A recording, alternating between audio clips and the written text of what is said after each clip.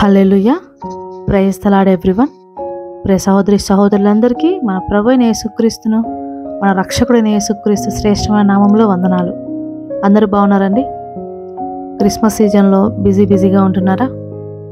మనము క్రిస్మస్ చేసుకున్నా, ఈస్టర్ చేసుకున్నా, జాన్ ఫస్ట్ చేసుకున్నా, అందులో ముఖ్య ఉద్దేశం ఏమిటంటే అన్యులకు సువార్త ప్రకటించబడమే.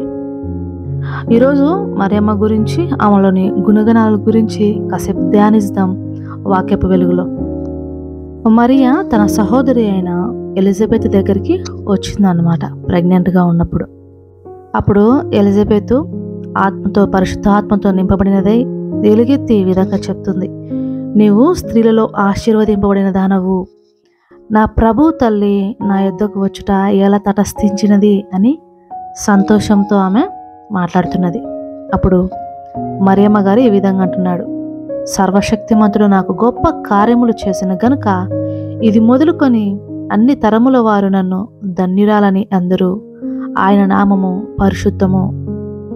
లూకాసు వార్త 1వ అధ్యాయము 49వ వచనము.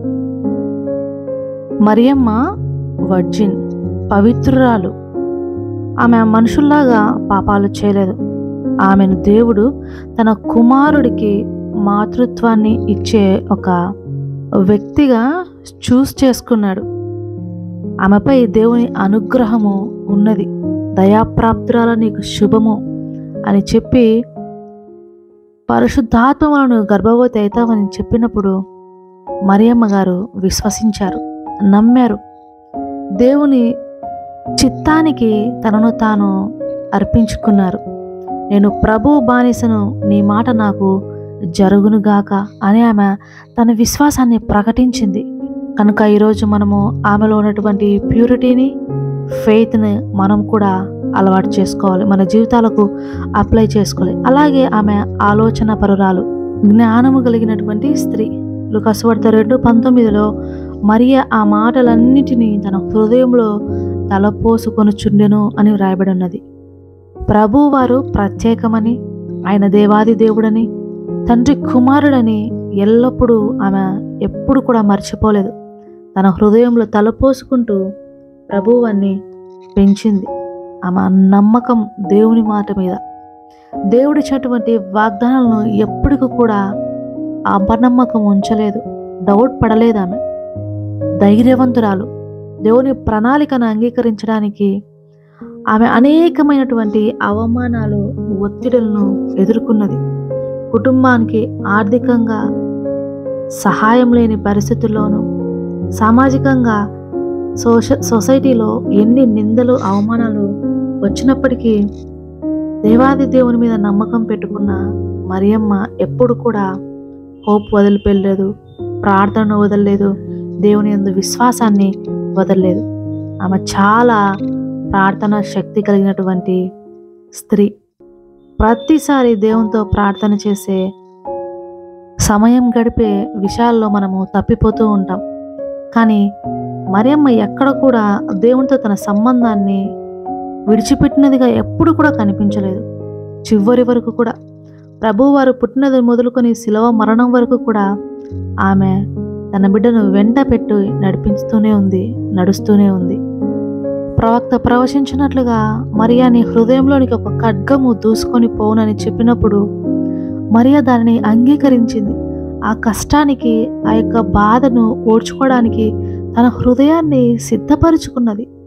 ప్రభువారి మరణమును ఆమె తన కన్నులారా చూచినప్పుడు తన హృదయము బ్రద్దలైంది.